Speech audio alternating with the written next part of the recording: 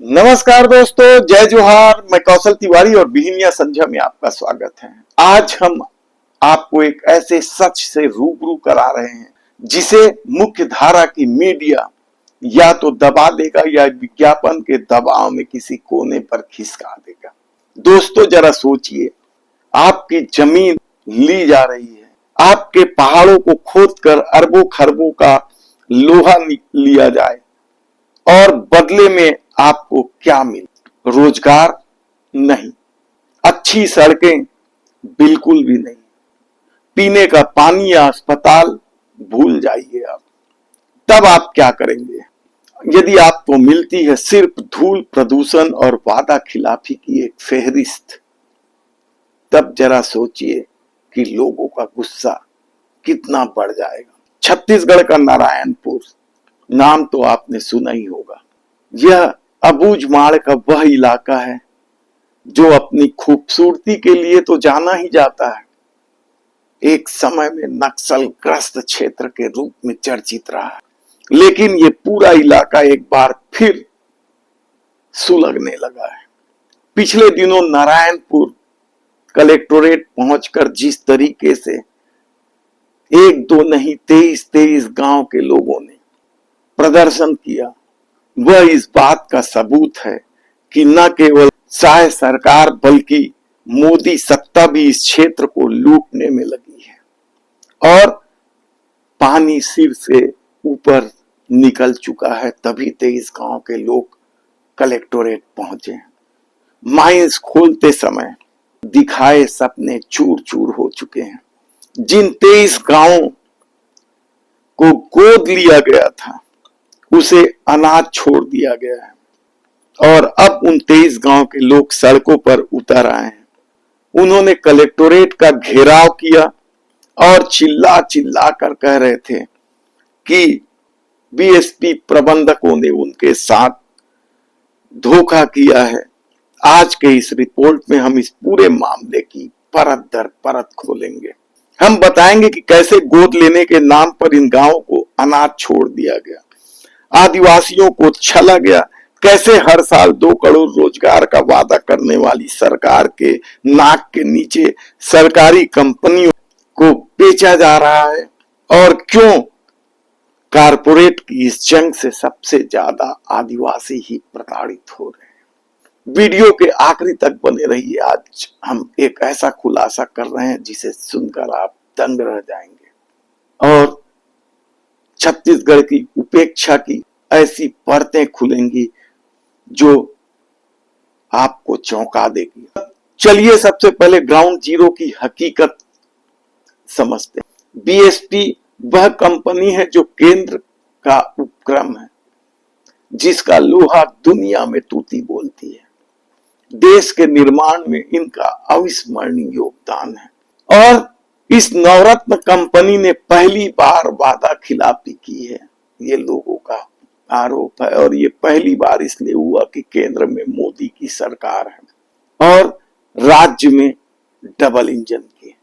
मोदी सरकार के खेल में शामिल होकर बीएसपी क्या सचमुच अब आदिवासियों को प्रताड़ित करने में लग गई है। इस कंपनी ने नारायणपुर और उसके आसपास के गांवों से लोहा निकालने नियमानुसार 23 गांवों को गोद लिया था। गोद लेने का मतलब हर तरह की बुनियादी सुविधाएं देना और रोजगार देना होता है।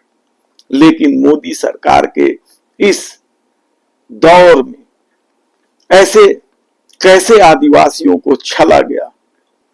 ट्रक डंपर ने कैसे सड़कों को तबाह कर दिया। धूल प्रदूषण ने सांस लेना मुश्किल कर दिया। अस्पताल व शिक्षा के नाम पर सिर्फ इमारतें खड़ी की गई। सोचिए, जो कंपनी अरबों खरबों के मुनाफे पर चल रही है, जिसने छत्तीसगढ़ के विकास में महत्वपूर्ण योगदान दिया, कभी वादा खिलाफी नहीं की। अचानक इस दौर में वह वादा खिलाफी क्यों करने लग गया? अब आते हैं 2 करोड़ रोजगार की गारंटी पर और इसी गारंटी के कारण अब लोगों का गुस्सा चरम पर है। लोग कलेक्टोरेट में चिल्ला रहे थे। जब कंपनी आ रही थी या बीएसपी आ रही थी तब किस तरीके से वादा किया गया था और उन वादों को पूरा कराने की मांग करते हुए वे कितनी बार अधिकारियों के चक्कर लगा चुके हैं। चप्पलें घिस गई है, उम्र भी निकलने लगी। कंपनी ने सीधे रोजगार देने के बजाय ठेकेदारी प्रथा लागू कर 2-4 महीने काम कराया और निकाल दिए। न पीएफ न कोई सुरक्षा की गारंटी। लोगों ने तो गुस्से में यहां तक कह दिया कि जो कंपनी बेच रहे हैं वे लोग रोजगार क्या देंगे। यानी सीधे सीधे मोदी सरकार के प्रति लोगों का गुस्सा 7वें आसमान पर था। अब जरा मोदी सरकार के इस क्रोनोलॉजी को समझिए। कोई कंपनी यदि खूब प्रॉफिट में चल रहा है तो उसकी बजट घटा दो, उसे घाटे में दिखाओ और बेच दो। यह तो चल ही रहा है। और ये बात, और हैरानी की बात तो यह है कि मोदी सरकार का यह खेल अब आदिवासी भी समझने लगे हैं, क्योंकि नारायणपुर के कलेक्टोरेट में जिस तरीके से आदिवासी ये इस तरह की बात कर रहे थे वह मोदी सरकार के लिए खतरे का संकेत है। और ऐसे में नारायणपुर के कलेक्टोरेट में जो कुछ हुआ वह एक दिन का प्रदर्शन नहीं था, यह एक सुलगती चिंगारी है। 23 गांव के युवा जिस तरीके से अपना आक्रोश व्यक्त कर रहे थे वह शायद सरकार के लिए भी चेतावनी है। ग्रामीण युवकों का स्पष्ट आरोप था, परियोजना के लिए जमीन लेते वक्त जो वादा था वह पूरा किया जाना चाहिए।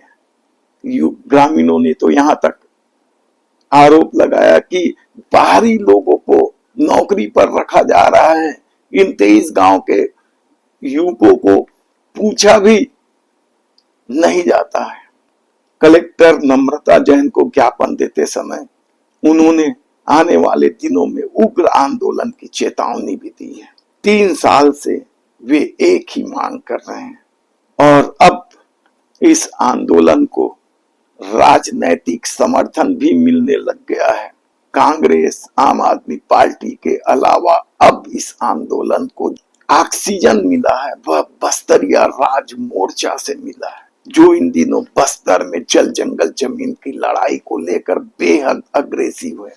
इधर ग्रामीणों का तो साफ कहना है, युवा तो नारे लगा रहे हैं, आक्रोशित ही हैं, लेकिन जो अधेड़ ग्रामीण है उनका साफ कहना है कि भविष्य यदि अंधकारमय है तो अब खोने के लिए क्या बचा है, इसलिए अब आर पार की लड़ाई होनी ही चाहिए। नारायणपुर की यह तस्वीर बयान कर रही है कि नक्सलवाद के खात्मे के बाद बस्तर में क्या कुछ होने वाला है। क्या बीएसपी प्रबंधक का रवैया सही है या मोदी सरकार के आने के बाद यह खेल शुरू हुआ है? क्या आदिवासियों की जमीन इसी तरह से छीनती चली जाएगी? आप अपनी राय कमेंट्स बॉक्स पर जरूर दीजिए और इस वीडियो को खूब शेयर कीजिए ताकि इस तरह का खेल छत्तीसगढ़ में बंद हो। यदि आपने हमारे चैनल को सब्सक्राइब नहीं किया है तो प्लीज सब्सक्राइब कर लीजिए और बेल आइकन का बटन भी दबा दीजिए।